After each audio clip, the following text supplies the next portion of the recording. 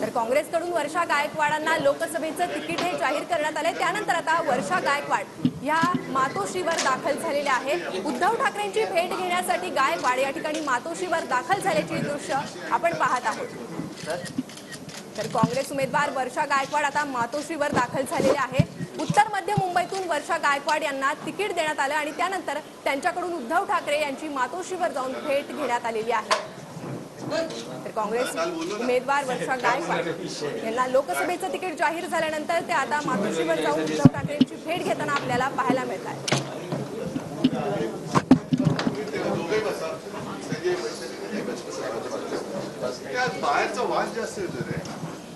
काही क्षणातच उद्धव ठाकरे हे माध्यमांशी देखील संवाद साधणार आहे। मात्र सध्याची ही चित्र आहे, काँग्रेसकडून वर्षा गायकवाडांना लोकसभेचं तिकीट जाहीर झाल्यानंतर त्या मातोश्रीवर पोहोचलेल्या आहेत। संजय दिना पाटील, वैशाली दरेकर यांना ठाकरेंकडून एबी फॉर्म या ठिकाणी देण्यात आलेला आहे। ही दृश्य आपण पाहत आहोत। संजय दिना पाटील आणि वैशाली दरेकर यांना ठाकरेंकडून एबी फॉर्म देण्यात आलेला आहे। त्यासोबतच उत्तर मध्य मुंबईतून वर्षा गायकवाडांना उमेदवारी जाहीर केल्यानंतर त्या मातोश्रीवर दाखल झालेल्या आहेत। काही क्षणातच उद्धव ठाकरे हे माध्यमांशी संवाद साधतील। उद्धव ठाकरे काय बोलतील याकडे आपलं लक्ष असेलच।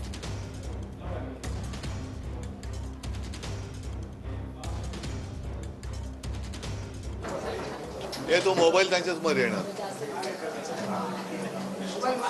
बोला दिनेश।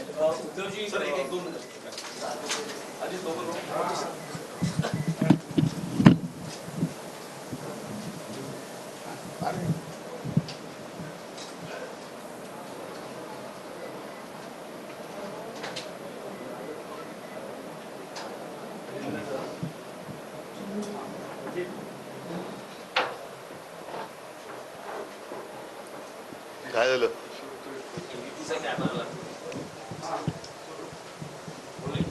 उद्धवजी, वर्षाताई गायकवाड आलेले आहेत, त्यांना उत्तर मध्यमधून काँग्रेसनं उमेदवारी जाहीर केली आहे।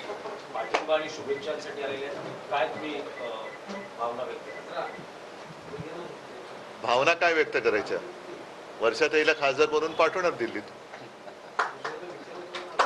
त्याच्यात भावना काय? भावना याच आहेत की देशामध्ये हुकुमशाही येता कामा नये, घटनेचं रक्षण झालं पाहिजे, घटना बदलता कामा नये आणि त्याच्यासाठी महाराष्ट्रामध्ये महाविकास आघाडी आणि देशाच्या पातळीवरती इंडिया आघाडी ही एकजिन्सीपणाने लढते आणि जिंकणार।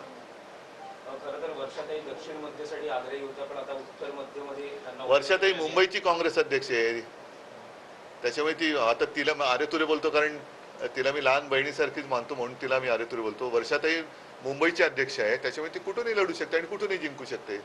आणि हा तर आता माझा घरचा मतदारसंघ आहे। महायुतीचा अजून कॅन्डिडेट जाहीर झाला नाही।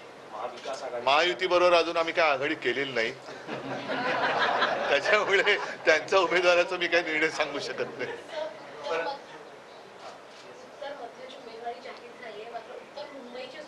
लवकरच तुम्हाला उत्तर मिळेल किंवा आम्हाला उत्तर मिळेल किंवा तुम्हाला उत्तर मिळेल।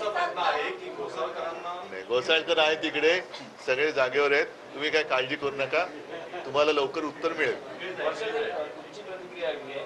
खरं तर धारावी मध्ये तुम्ही आमदार आहात, उद्धवसाहेब म्हणाले की मुंबईच्या अध्यक्ष आहात, तरी नौखा मतदारसंघ आहे, तर काय?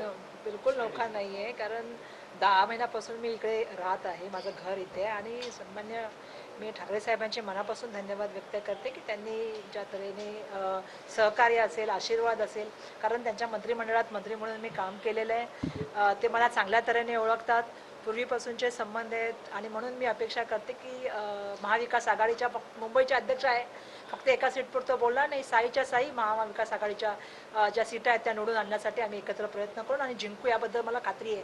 2004 पुन्हा रिपीट होणार याबद्दल मला पूर्ण आशा आहे आणि त्याबद्दल मी पूर्णपणे खात्रीलायक सांगू शकते। वर्षाताई, एक मिनिट, माझं मत तुला मिळणार आहे।